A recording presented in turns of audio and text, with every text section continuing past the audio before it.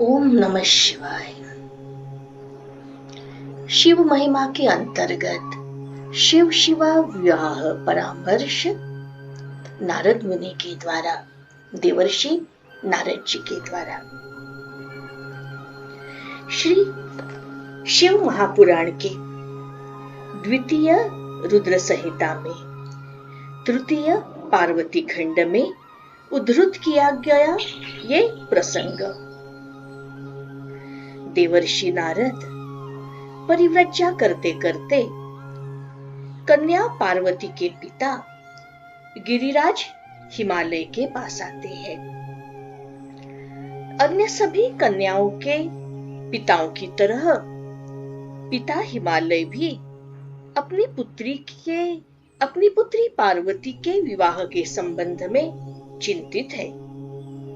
वे देवर्षि नारद जी को अपने पुत्री के मंगल परिणय के संबंध में, उसके होने वाले वर के बारे में तथा उसके वैवाहिक जीवन के संबंध में पृच्छा करते हैं। उत्तर में देवर्षि कहते हैं कि कन्या अम्बा के लिए तो शिव के अतिरिक्त कोई श्रेष्ठ वर हो ही नहीं सकता। इन दोनों का योग अन्योन्य योग होगा। वे दोनों एक दूसरे के लिए तो बने हैं। इनके योग द्वारा अनेकों अनेक असाधारण दिखने वाले, असंभव लगने वाले जटिल कार्य भी संभव होंगे, सरल होंगे, सहज होंगे। आइए सुनते हैं देवर्षि नारद एवं गिरिराज हिमालय का यह संवाद, इस संवाद का वर्णन।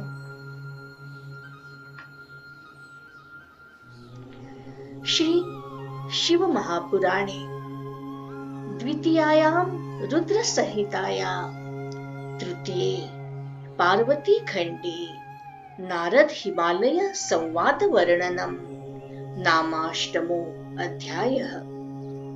श्री शिव महापुराण के अंतर्गत द्वितीय रुद्र संहिता के तृतीय पार्वती खंड में नारद हिमालय संवाद वर्णन नामक 8वां अध्याय सुनते हैं।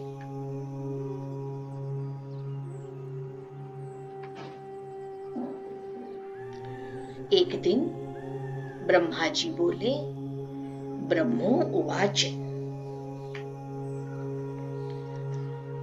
एकदा तु शिवज्ञानी शिवलीला विदावरः हिमाचल गृहं प्रीत्यागमस्त्वं शिव प्रेरितः दृष्ट्वा मुने गिरिशस्त्वां नत्वा नर्चस नारद आहूय च स्वतनयां त्वदङ्घ्र्योस्तां पातयत्। हे नारद, एक समय की बात है, आप शिव जी से प्रेरित होकर बड़ी प्रसन्नता से गिरिराज हिमालय के घर गए। आप शिव तत्व के ज्ञाता हो और शिव की लीलाओं में भी जो जानकारी है वह सभी आपको प्राप्त है। उन जानकारों में भी आप श्रेष्ठ हैं। हे मुने, गिरिराज हिमालय ने आपको देखकर प्रणाम किया, आपकी पूजा की और अपनी पुत्री को भी बुलाकर उनसे भी आपके चरणों में प्रणाम करवाया। पुनर्नत्वा मुनिश त्वाम् उवाच हिमभूधरः सांजलिः स्वविधिं मत्वा बहुसन्नतमस्तकः।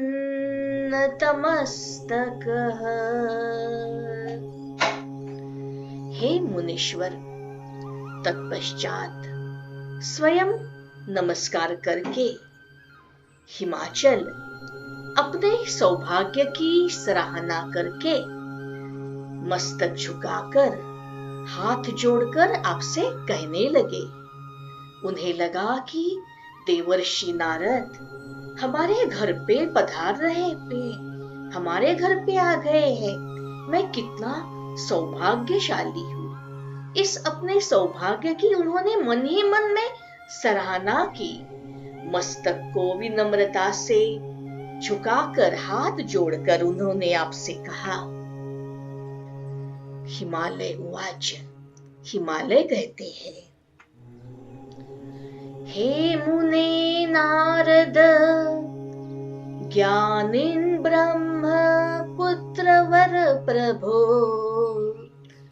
सर्वज्ञस्त्वं सकरुणः परोपकरणे रतः। मत्सुताजातकं ब्रूहि गुणदोष समुद्भवम्। कस्य प्रिया भाग्यवती भविष्यति सुता मम। हे मुने, हे नारद, हे ज्ञानी, हे ब्रह्मा जी के पुत्रों में श्रेष्ठ पुत्र, हे प्रभु, हे भगवान, आप सर्वज्ञ हैं, आप दयामय हैं, सब पे आप दया करते हैं और दूसरों के उपकार में लगे रहने वाले हैं। आपका कार्य तो दूसरों का हित करना, दूसरों का उपकार करना यही है। गुण दोष को प्रकट करने वाले जो भी आपको दिखता है, गुण हो या दोष हो, उसको वही समय सीधा सीधा आप प्रकट करते हैं। आप मेरी पुत्री के जन्म फल का वर्णन कीजिए, उसका जातक बता दीजिए। मेरी सौभाग्यवती पुत्री ये किसकी पत्नी होगी, आप बताने की चेष्टा करें। ब्रह्मा जी फिर से कहते हैं, ब्रह्मोवाच, इत्युक्तो मुनिवर्य त्वं गिरिशेन हिमाद्रिणा विलोक्य कालिकाहस्तं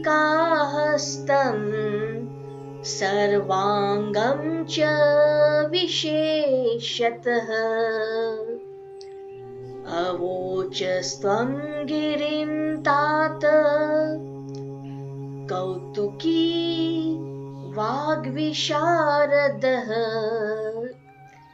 ज्ञानी विदित वृत्तान्तो नारदः प्रीतमानसः। हे मुनि श्रेष्ठ, हे तात, गिरिराज हिमालय के ऐसे विनयपूर्ण कहने के बाद, विनयपूर्ण प्रश्न करने के बाद देवर्षि नारद जी ने पुत्री काली का हाथ देखा।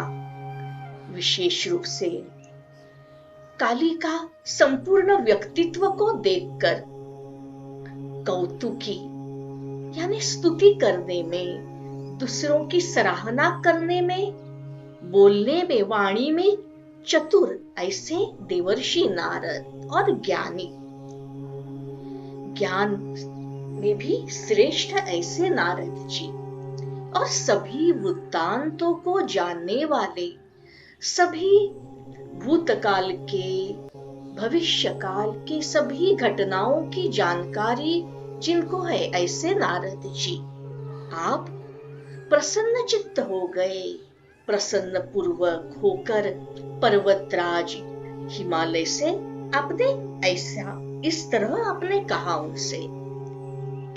नारद उवाच, नारद कहते हैं, एषा ते तनया मेने सुधांशोरिव वर्धिता, आद्या कला शैलराज सर्वलक्षणशालिनी,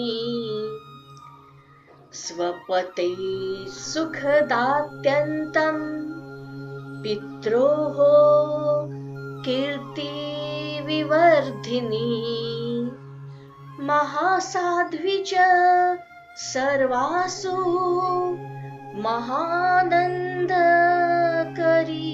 सदा। हे शैलराज, हे पर्वतराज हिमालय, हे मैंने, हे माता मैंने, कन्या पार्वती की मां का नाम मीना, आपकी यह पुत्री चंद्रमा की आदि कला के समान बढ़ रही है, प्रगति कर रही है। यह समस्त शुभ लक्षणों से संपन्न ऐसी आपकी पुत्री, यह आपकी पुत्री अपने पति के लिए अत्यंत सुखदायिनी तथा माता पिता की कीर्ति को बढ़ाने वाली है। समस्त नारियों में परम साध्वी स्त्री, जो स्त्री के अंदर साधुता रहती है, सतोगुण रहते, उसे साध्वी कहते हैं। और स्वजनों का सदा मान रखने वाली, स्वजनों को, अपने लोगों को सदा महान आनंद देने वाली होगी। सुलक्षणानि सर्वाणि त्वत्सुतायाः करे गिरे, एका विलक्षणा रेखा तत्फलं शृणु तत्त्वतः, योगी नग्नो अगुणो अकामी मातृतात विवर्जितः, अमानो अशिववेशश्च पतिरस्याः किलेदृशः। हे गिरे, आपकी पुत्री के हाथ में तो उत्तम लक्षण विद्यमान है, परंतु केवल एक रेखा ऐसी विलक्षण है, उसका फल आप यथार्थ रूप से सुनिए।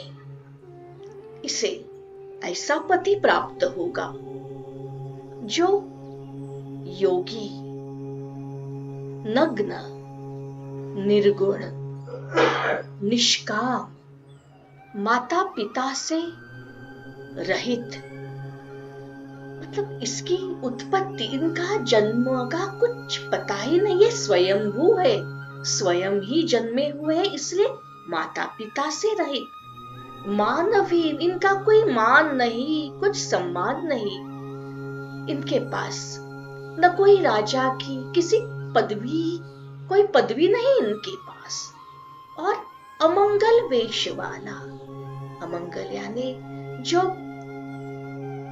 सज्जन लोग जिसे पहनते हैं, जो माननीय लोग पहनते हैं, ऐसा कोई मंगल, ऐसा एक कोई पर्टिकुलर एक कोई वेश इनका नहीं है। ये हमेशा नग्न रहते हैं, कपड़ों से, वस्त्रों से विहीन इनका शरीर, इनके अंदर कोई गुण प्रकृति के नहीं है। यह किसी चीज की कामना नहीं करते, कामना रहित है ये। ऐसा पति आपके पुत्री को प्राप्त होगा। ब्रह्मा जी प्रसंग का वर्णन करते करते आगे कहते हैं, ब्रह्मोवाच इत्याकर्ण्य वचस्ते हि सत्यं मत्वा च दंपती मेना हिमाचलश्चापि दुःखितौ तौ बभूवतः शिवाकर्ण्य वचस्ते हि तादृशं जगदम्बिका लक्षणैस्तं शिवं मत्वा जहर्षाति मुनेर्हृदि। हे नारद, ब्रह्मा जी प्रसंग का वर्णन कर रहे नारद जी को याद करके दिला रहे हैं कि आपकी इस बात को सुनकर और आपने इस बात को कहा, इसीलिए इस बात को सत्य मानकर गिरिराज तथा माता मेना दोनों पति पत्नी बहुत दुखी हुए।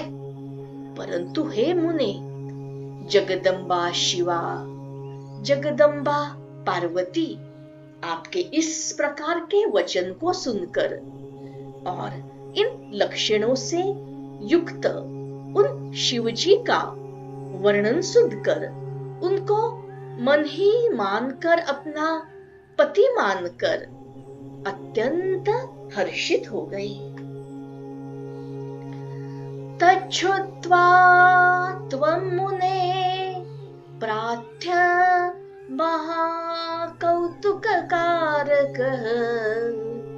हिमाचलं शुभैर्वाक्यैः हर्षयन् वाग्विशारदः।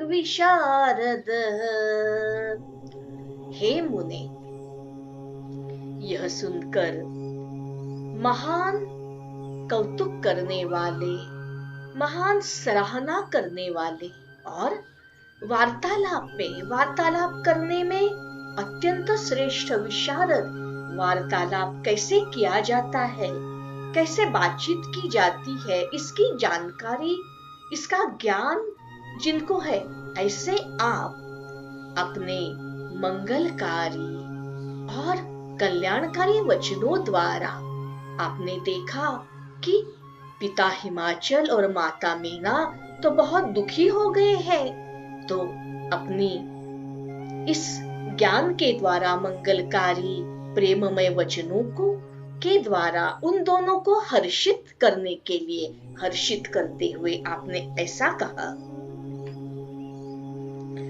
नारद उवाच, नारद कहते हैं, स्नेहाच्छृणु गिरे वाक्यं मम सत्यं मृषा नहि कररेखा ब्रह्मलिपिर्न मृषा भवति ध्रुवम् तादृशो अस्याः पतिः शैल भविष्यति न संशयः तत्रोपायं शृणु प्रीत्या यं कृत्वा लप्स्यसे सुखम्। हे गिरिराज, आप स्नेहपूर्वक सुनिए, मेरी बात सत्य है, वह कदापि मिथ्या, झूठ नहीं हो सकती। आपकी कन्या के हाथ में जो रेखा है वह ब्रह्मा जी की ही लिपि है। इनकी हाथ की जो रेखा है यह तो ब्रह्मा जी ने अपनी लिपि द्वारा ऐसा कहा है, इसीलिए निश्चय यह है कि यह बात मिथ्या नहीं है, क्योंकि ब्रह्मा जी ही ऐसा कह रहे हैं। हे शैल, हे पर्वत राज हिमालय, इसका पति मैंने जैसा कहा वैसा ही होगा, इसमें कोई भी संशय नहीं है। परंतु आप इसके उपाय को, ये जो होने वाला है इसके लिए उपाय भी है, इस उपाय को आप प्रेम पूर्वक सुनिए। और अगर यह उपाय आप करेंगे तो आप सुख को प्राप्त करेंगे, आपको दुख कदापि भी नहीं होगा। तादृशो अस्ति वरः शम्भुलीलारूपधरः प्रभुः कुलक्षणानि सर्वाणि तत्र तुल्यानि सद्गुणैः प्रभौ दोषो न दुःखाय दुःखदो अतिप्रभौ हि सः रविपावकगङ्गानां तत्र गेयानि दर्शनात्। इस प्रकार के वर तो, ऐसे गुण जिनके अंदर है, ऐसे लक्षण जिनके अंदर है, ऐसा वर तो लीला रूपधारी प्रभु शिव ही है। ये प्रभु शिव अत्यंत लीला करते हैं, लीला स्वरूप है यह। उनमें जो भी समस्त कुलक्षण दिखाई दे रहे हैं, यह तो स्थूल रूप में कुलक्षण दिख रहे हैं, ये इनकी ही लीला है, ये लीला कर रहे हैं। इसलिए तो इनके समस्त कुलक्षण सद्गुणों के समान ही है। समर्थ पुरुष में दोष दुख का कारण नहीं होता। दोष अगर रहता भी है तो भी उसका कोई दुख नहीं होता, असमर्थ में ही वह दुखदायक होता। भगवान शिव, प्रभु शिव इतने सामर्थ्यशाली है तो ये दोष नगण्य है, वो कुछ दुखदायक नहीं है। अगर जिसमें शक्ति नहीं है, असमर्थ है, तभी यह जो दोष रहते हैं वह दुखदायक होते हैं। इस विषय में सूर्य, अग्नि और गंगा, यह देवता स्वरूप ये जो प्रकृति के तत्व है, इनके दृष्टांत को हमें जानना चाहिए। अर्थात देव भगवान सूर्य, अग्नि और गंगा ये भी यही कहते हैं, उनका भी यही मत है। तस्मात् शिवाय कन्या स्वाम् शिवां देहि विवेकतः शिवः सर्वेश्वरः सेव्यो अविकारी प्रभुरव्ययः शिवप्रसादः स शिवस्तां ग्रहिष्यत्य संशयम् तपः साध्यो विशेषेण यदि कुर्यात् शिवा तपः। इसलिए मैं कहता हूँ कि आप विवेक पूर्वक आपकी कन्या पार्वती, आपकी कन्या शिवा भगवान शिव को अर्पण कीजिए, इनके साथ ही इनका परिणय करा दीजिए। भगवान शिव तो सर्वेश्वर है, सबके ईश्वर है, सबके सेव्य है। सभी जीव जंतु, सभी प्राणी, सभी देवता भी उनकी सेवा करते हैं, वह सेवा करने योग्य है। ये निर्विकार है, इनमें कोई विकार नहीं। प्रकृति के तीनों विकार इन्हीं के अंदर पूर्णता को पहुंचते हैं, इसीलिए उनके अंदर यह विकार ही नहीं है। यह अत्यंत सामर्थ्यशाली है, शक्ति स्वरूप, अविनाशी भी है। इनका कोई जन्म नहीं है, यह स्वयंभू है, इसीलिए इनका नाश भी नहीं होता, यह अविनाशी है। विशेषता वह तपस्या से वश में हो जाते हैं। यह शिव इतने भोले हैं, इतने पवित्र और इतने निर्लेप है। विशेषता, जो कोई प्रयत्न पूर्वक, मनपूर्वक हृदय से तपस्या करता है, तपता है, अपने आप को तपा लेता है, प्रयास करता है, उसी के वश में ये हो जाते हैं। अतः यदि कन्या शिवा अगर तपस्या करती है तो शीघ्र ही यह उसके प्रयास को देखकर, उसके मनोभाव के देखकर, उसके हृदय के भाव को देखकर वे शीघ्र ही प्रसन्न होंगे। यह प्रसन्न होने वाले वे शिव है और उसी को अपने पत्नी के रूप में सदा सर्वथा अपने पास रखेंगे।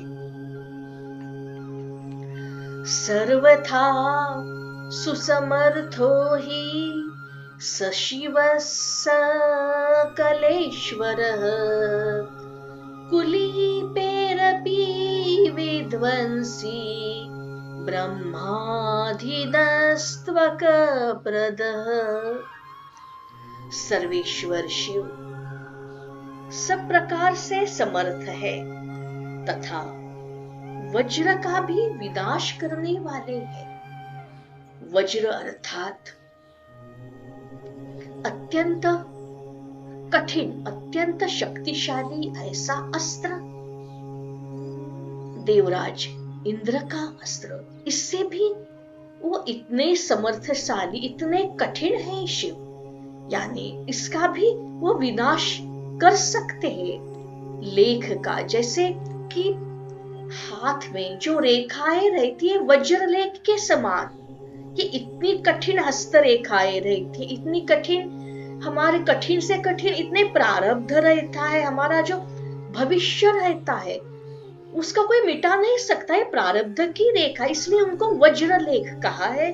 तो ऐसे वज्र लेख को शिव सब प्रकार से उसका विनाश करने में, जो भी अनिष्ट है हमारे प्रारब्ध में, उसका भी ये नाश करने में समर्थ है सर्वेश्वर शिव।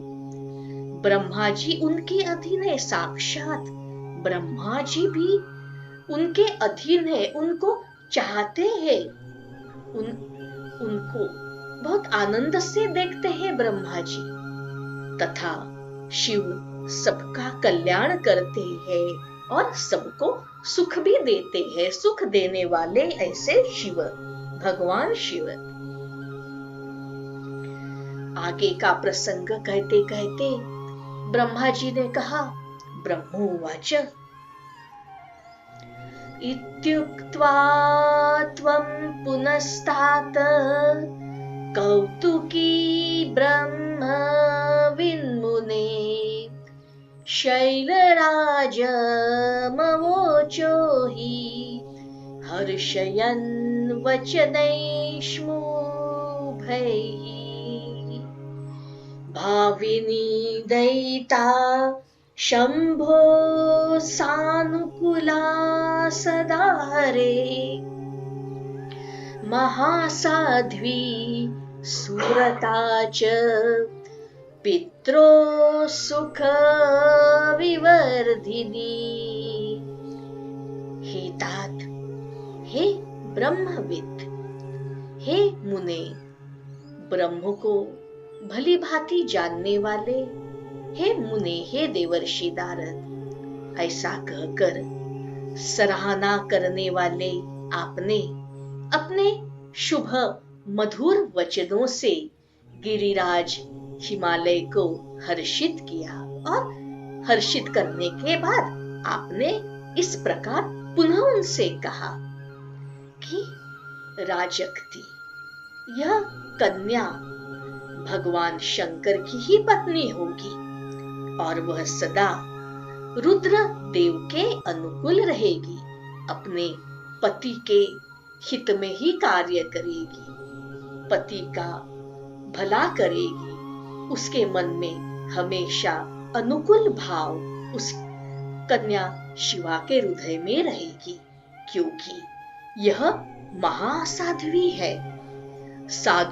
साध्वियों में भी महासाध्वियों में भी श्रेष्ठ साध्वी, ऐसी महासाध्वी कन्या अम्बा और उत्तम व्रत का पालन करने वाली है। अगर हृदय में ठान लेती है, मन में अगर ठान लेती है, तब वह अडिग रह के उत्तम व्रत का पालन करेगी, तप करेगी यह, तथा यह सिर्फ पति के ही अनुकूल रहेगी ऐसा नहीं, यह अपने माता पिता का भी सुख देखेगी, माता पिता के भी सुख का वर्धन करने वाली यह कन्या है। यह दोनों तरफ बहुत अच्छी तरह से समतोल रखेगी, अपने पति रुद्रदेव तथा अपने माता पिता दोनों तरफ यह आनंद का वातावरण तैयार करेगी, निर्माण करेगी। शंभोश्चित्तं वशे चैषा करिष्यति तपस्विनी, स चाप्येनामृते योषां न ह्यन्यामुद्वहिष्यति। एतयोः सदृशं प्रेम न कस्यापि एव तादृशम्, भूतं वा भविता वापि नाधुना च प्रवर्तते। यह तपस्विनी दुर्गा, यह महातपस्विनी अम्बा भगवान शिव के मन को अपने वश में कर लेगी। भगवान शिव अब मन ही मन में इस अपनी पत्नी को मन ही मन में प्रेम करेंगे और वे भी इसके सिवा किसी दूसरी स्त्री से विवाह नहीं करेंगे। इन दोनों का जैसा प्रेम, इन दोनों का जैसा परिणय, ऐसा प्रेम न पहले किसी का हुआ है, न किसी ने ऐसा प्रेम देखा है। इसके प्रेम के बारे में कभी किसी ने इस तरह चर्चा भी की है, न ऐसा कभी समय आएगा कि इन दोनों का प्रेम, इनके जैसा प्रेम कभी आगे भी नहीं होगा। ऐसे ये दोनों शिव और शिवा। अनयोऽसुर कार्याणि कर्तव्यानि मृतानि च, यानि यानि नगश्रेष्ठ जीवितानि पुनः पुनः। अनया कन्यया ते अद्रे अर्धनारीश्वरो हरः, भविष्यति तथा हर्षदिनयो मिलितं पुनः। हे गिरिश्रेष्ठ, इन्हें देवताओं के अनेकों अनेक कार्य करने हैं। उनके देवताओं के उनके जो कार्य असुर शक्तियों द्वारा नष्ट प्राय हो गए हैं, उन सभी कार्यों का इनके द्वारा पुनः उद्धार होगा। हे गिरे, आपकी इस कन्या से ही भगवान अर्धनारीश्वर होगी। आपकी इस कन्या जब भगवान शिव के जब जीवन में अवतीर्ण होगी, तभी तो भगवान अर्धनारीश्वर कहलाएंगे। इन दोनों का पुनः हर्षपूर्वक मिलन होगा। शरीरार्धं हरस्यैषा हरिष्यति सुता तव, तपः प्रभावात् सन्तोष्य महेशं सकलेश्वरम्। स्वर्णगौरी सुवर्णाभा तपसातोषं हरम् विद्युद्गौरतमाचेयम् तव पुत्री भविष्यति। अब आपकी यह पुत्री अपनी महान तपस्या के द्वारा, अपनी महान तपस्या के प्रभाव से सर्वेश्वर महेश्वर को प्रसन्न करेगी, उनको संतुष्ट करेगी और उनके शरीर के आधे भाग को अपने अधिकार में कर लेगी, अर्थात उनका भगवान शिव का आधा अंग उनका ही अंग होगा। इसीलिए तो उन्हें अर्धांगिनी कहेंगे, इसीलिए वह उनकी ऐसी पत्नी रहेगी। यह आपकी कन्या अपनी महान तपस्या से उन शिव को प्रसन्न कर विद्युत यानी बिजली की समान, एक विद्युत के समान अत्यंत प्रभायुक्त, अत्यंत तेजस्वी, अत्यंत सुवर्ण के समान गौरवर्ण की बन जाएगी। इसीलिए तो उसका नाम गौरी भी होगा। गौरीति नाम्ना कन्या तु ख्यातिमेषा गमिष्यति सर्वदेव गणैः पूज्या हरिब्रह्मादिभिस्तथा नान्यस्मै त्वमिमां दातुम् इहार्हसि नगोत्तम इदं चोपांशु देवानां न प्रकाशं कदाचन। इनके सुवर्ण जैसे गौर वर्ण के वजह से इनका नाम गौरी होगा, गौरी नाम से यह विख्यात होगी और ब्रह्मा विष्णु तथा समस्त देवगण इनका पूजन करेंगे। हे गिरि श्रेष्ठ, आप इस कन्या को किसी और के लिए नहीं देना, किसी और के लिए इनका कन्यादान नहीं करना, ना ही इस रहस्य को देवताओं को भी कभी प्रकट करना। आपने अभी जो मन में मैंने आपको बताया, यह बात आपने अपने हृदय में ठान ली है, इसलिए अभी आपने पहले से ही तय किया है कि इस कन्या के पति भगवान शिव भी होंगे और किसी देवताओं से भी इस रहस्य का प्रकटीकरण नहीं करना। ब्रह्मा जी आगे कहते हैं, ब्रह्मोवाच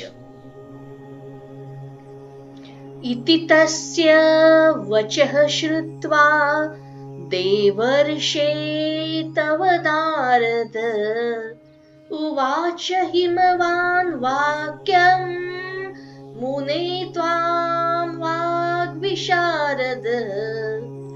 हे देवर्षे, हे नारद, हे मुने, आपका यह वचन सुनकर वाक्य विशारद हिमालय, वाक्य विशारद यानी बातचीत कैसी करनी चाहिए, वार्तालाप कैसा करनी चाहिए, इसके भली भांति ज्ञान रखने वाले हिमालय, राजा हिमालय आपसे यह वाक्य कहने लगे। हिमालय उवाच, हिमालय कहते हैं, हे मुने नारद प्राज्ञ विज्ञप्तिं काञ्चिदेव हि करोमि तां शृणु प्रीत्या तस्त्वं प्रमुदमावह। श्रूयते त्यक्त संगस्य महादेवो यतात्मवान् तपश्चरति सन्नित्यं देवानामपि गोचरः। हे मुने, हे देवर्षि नारद, हे प्रज्ञावान, हे प्राज्ञ, मैं आपसे कुछ निवेदन कर रहा हूं। आप उसे प्रेम पूर्वक सुनिए और आनंद का अनुभव कीजिए, आनंदित हो जाइए। कि सुनने में आता है, सुना जाता है कि वे महादेव जी आसक्तियों का पहले ही त्याग कर चुके हैं। आसक्तियों का त्याग है उनके अंदर। मन में बड़ा कठोर संयम रखते हैं, नित्य तपस्या करते हैं महादेव जी, और इस प्रकार तपस्या करते हैं कि देवताओं की भी दृष्टि में नहीं आते, वह किसी को दिखाई भी नहीं देते। सकथं ध्यान मार्गस्थः परब्रह्मार्पितं मनः भ्रंशयिष्यति देवर्षे तत्र मे संशयो महान्। अक्षरं परमं ब्रह्म प्रदीपकलिकोपमं सदाशिवाख्यं स्वं रूपं निर्विकारं जापरम्। हे देवर्षि, ध्यान मार्ग में स्थित हुए वे भगवान शंकर यह अपने मन को तो परब्रह्म में लगाए हुए हैं। वह अपने मन को किस प्रकार विचलित करेंगी? इनका मन तो परब्रह्म में है, तो फिर उनका मन कैसे विचलित होगा? अगर मन विचलित नहीं होगा तो हमारी पुत्री पार्वती उनके मन में, उनके हृदय में कैसे प्रवेश कर पाएगी? इस विषय में मुझे महान संशय है। दीपक की लौ के समान प्रकाशमान, अविनाशी, इनका कभी नाश नहीं होता, प्रकृति से परे, प्रकृति से तीनों गुणों से परे, निर्विकार, कोई आकार नहीं इनका, निर्गुण, कोई गुण नहीं इनके अंदर, निर्गुण है, सगुण भी उनके अंदर नहीं, निर्गुण भी नहीं, निर्विशेष, कोई विशेषता नहीं उनके अंदर, वो दिखाई भी नहीं देते, कोई विशेषता नहीं, और निरीह है, कोई इच्छा नहीं इनकी, उनका कोई आहार भी नहीं है। जो परब्रह्म है, ऐसे जो परब्रह्म है वही उनका अपना सदाशिव नामक स्वरूप है। यह जो अभी हमने जो भी गुण, सद्गुण, इन सद्गुणों का जो बखान किया है, गुण किसके होते हैं? ये तो साक्षात परमात्मा के गुण है, साक्षात परब्रह्म के गुण होते हैं। तो कहने का तात्पर्य यही हो गया कि ये सभी गुण भगवान शिव के अंदर है। इसका अर्थ है कि सदाशिव नामक ये परब्रह्म का ही स्वरूप है। भगवान शिव और परब्रह्म में कोई अंतर नहीं, कोई फर्क ही नहीं, वो दोनों ही एक ही है। निर्गुणं सगुणं तच्च निर्विशेषं निरीहकम् अतः पश्यति सर्वत्र न तु बाह्यं निरीक्ष्यते इति स श्रूयते नित्यं किन्नराणां मुखान्मुने इहागतानां सुप्रीत्या किन्तन्मिथ्या वचो ध्रुवम्। वही उनका सदाशिव नामक स्वरूप है, परब्रह्म का सदाशिव नामक स्वरूप। अतः वे उसी का सर्वत्व साक्षात्कार करते हैं। हम जो भी उनका रूप देखते हैं साक्षात, वह सदाशिव रूप है परब्रह्म का। किसी बाह्य वस्तु पर यह दृष्टिपात नहीं करते, किसी बाह्य वस्तु पे यह नहीं दे अंतर, इनको तो अंतरंग में, अंतःकरण में अनुभव किया जाता है। इनका स्वरूप ऐसा स्थूल रूप से उनको नहीं जाना जाता, बाह्यता से इन्हें नहीं जाना जाता।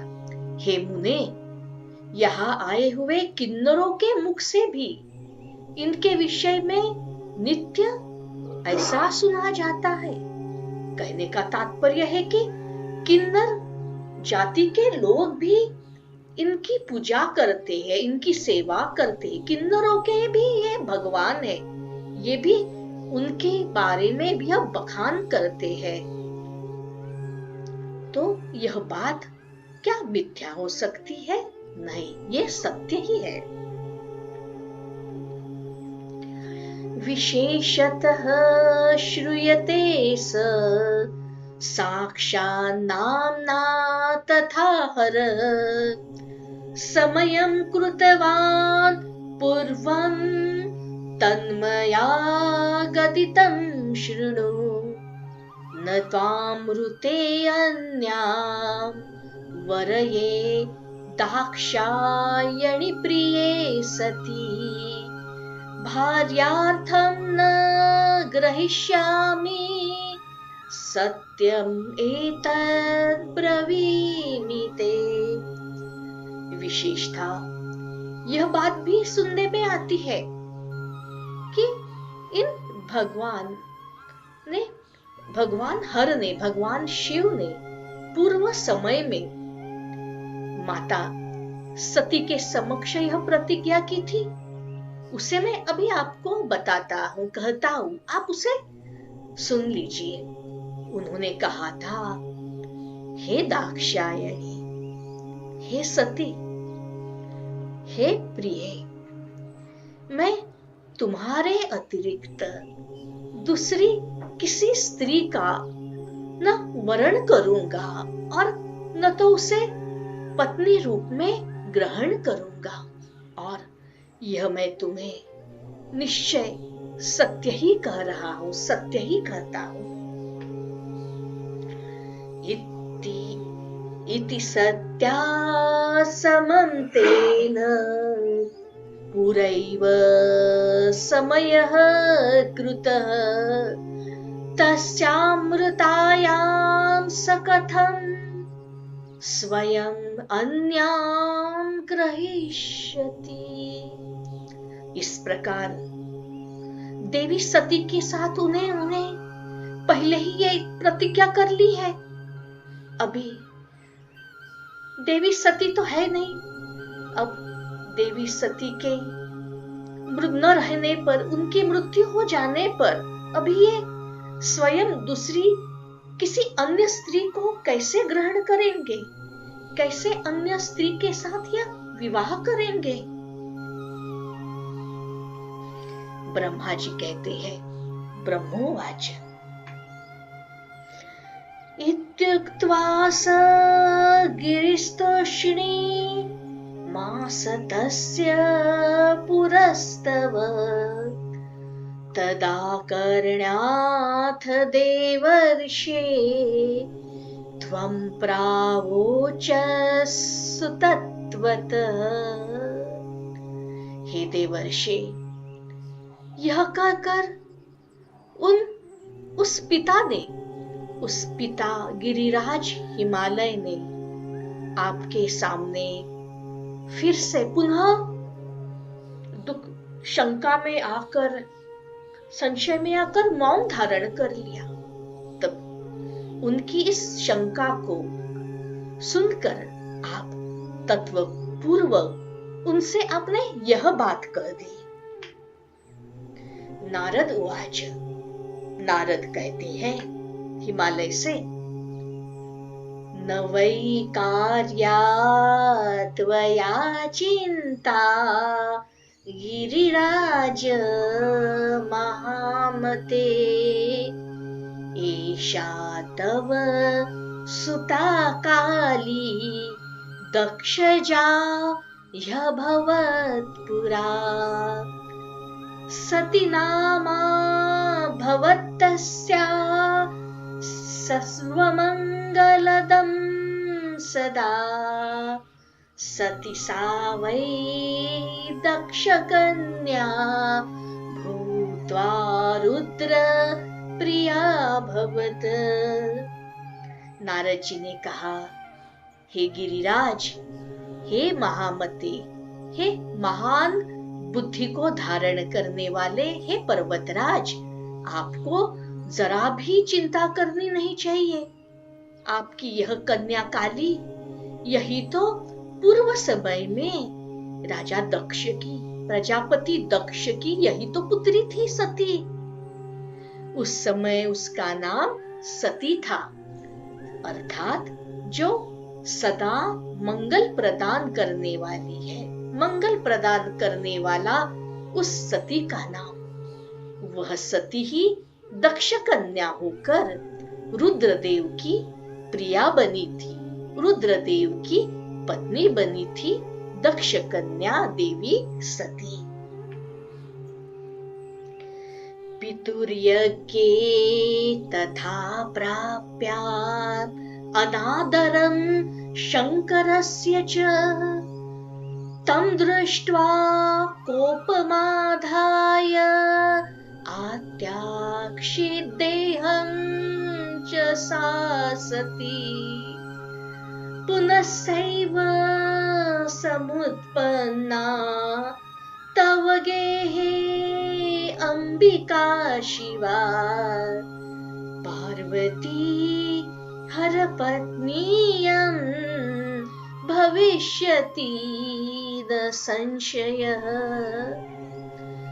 उस देवी सती ने अपने पिता के यज्ञ में अपने पति भगवान शंकर का अनादर देखकर उस भली सभा में, अपने पिता की सभा में उन्होंने देखा कि अपने पति भगवान शंकर का अनादर किया जा रहा है, उनका कोई मान नहीं रख रहा है, उनका कोई सम्मान नहीं है यहाँ पे। उनका यह अपमान देखकर वह उसे बहुत दुख हो गया। दुख के साथ उनके मन में क्रोध उत्पन्न हो गया, कोप उत्पन्न हो गया, सात्विक संताप उत्पन्न हो गया देवी सती के मन में। और उसी कोप के कारण जो अग्नि प्रकट हो गई उनके शरीर से, उसी अग्नि के अंदर उस महान देवी ने अपने शरीर को त्याग दिया था। ऐसी वह महान देवी सती, वही देवी सती, वही है अंबिका, वही है शिवा, जो आपके घर में पिता गिरिराज हिमवंत और माता मेना के गर्भ से उत्पन्न हो गई है। उन्होंने अंबिका के रूप में जन्म लिया है और यह पार्वती भगवान शंकर की पत्नी होगी, इसमें कोई संदेह नहीं। एतत् सर्वं विस्तरात् त्वं प्रोक्तवान् भूभृते मुने। पूर्वरूपं चरित्रं च पार्वत्याः प्रीतिवर्धनम्।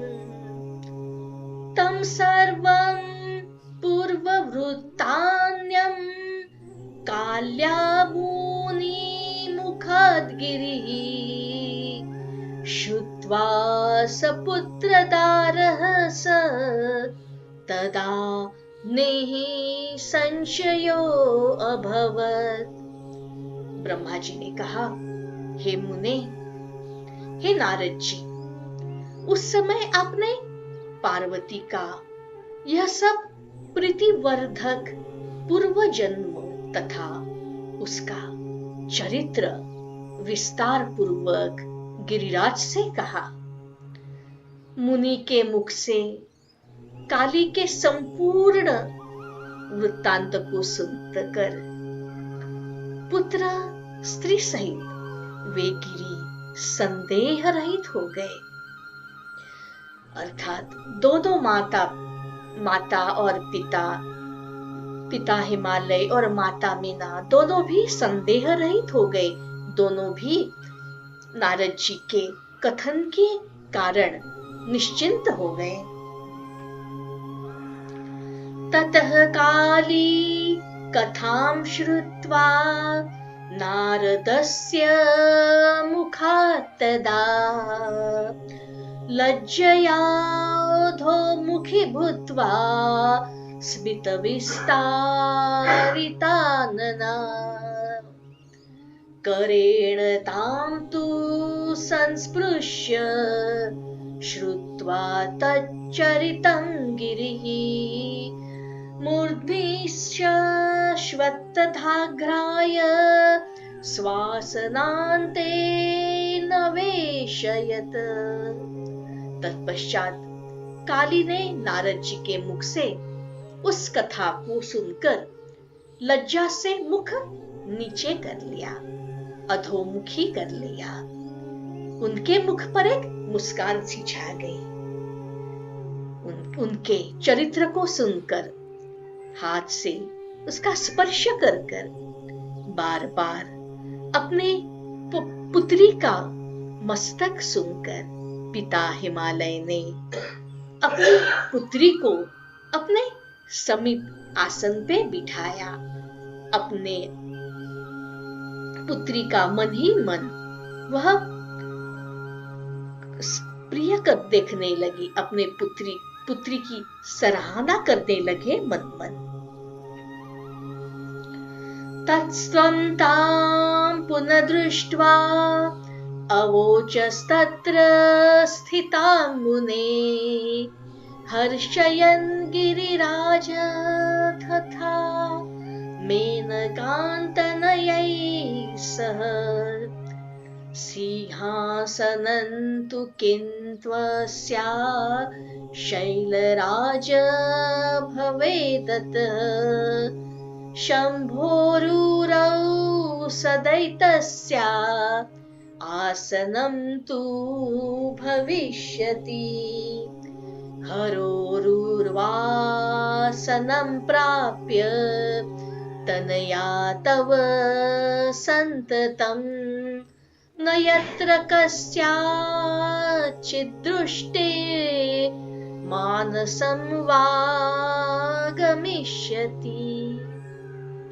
तब हे मुने, आपने अपने पिता के पास आसन पे बैठी हुई पुत्री काली को देखकर पुत्रों सहित गिरिराज एवं माता मीना को प्रसन्न करते हुए बात ही बात में आपने उनसे कहा, हे शैलराज, इस कन्या पार्वती को बैठने के लिए यह सिंहासन ही क्या, यह शंभु के सदैव समीप रहेगी, हमेशा अपने पति के पास रहेगी और यह सदैव उनके अंतःकरण में रहेगी, उनके हृदय में रहेगी। यह शिवा जहाँ किसी की दृष्टि अथवा मन तक नहीं जा सकता, वह उनके सदैव हृदय आसन पे, हृदय के सिंहासन पे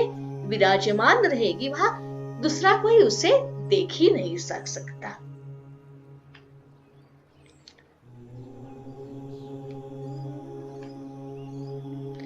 ब्रह्मोवाच, ब्रह्मा जी कहते हैं, इति वचनम् उदारं नारद त्वं गिरिशं त्रिदिवमगम् उक्त्वा तत्क्षणादेव प्रीत्या गिरिपतिरपि चित्ते चारु सम्मोदयुक्त स्वगृहमगमदेवं सर्वसम्पत्समृद्धम् सर्वसम्पत्समृद्धम्। हे नारद, इसी प्रकार आपने गिरिराज से यह अत्यंत उदार वचन कहे और आप वहां से स्वर्ग चले गए, वहां से आप प्रस्थान कर गए और वे गिरिराज भी अभी निश्चिंत हो गए, चित्त में प्रसन्न होकर संपूर्ण समृद्धियों से युक्त अपने घर चले गए। इति श्री शिव महापुराणे द्वितीयायां रुद्र संहितायां तृतीये पार्वती खंडे नारद हिमालय संवाद वर्णनम नामाष्टम अध्याय। इस प्रकार श्री शिव महापुराण के अंतर्गत द्वितीय रुद्र संहिता के तृतीय पार्वती खंड में नारद हिमालय संवाद वर्णन नामक 8वां अध्याय पूर्ण हुआ। इस प्रकार पूर्ण हुआ।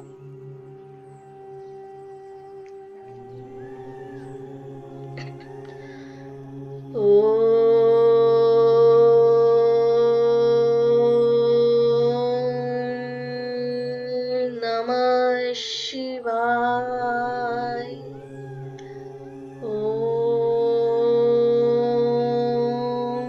नमः शिवाय।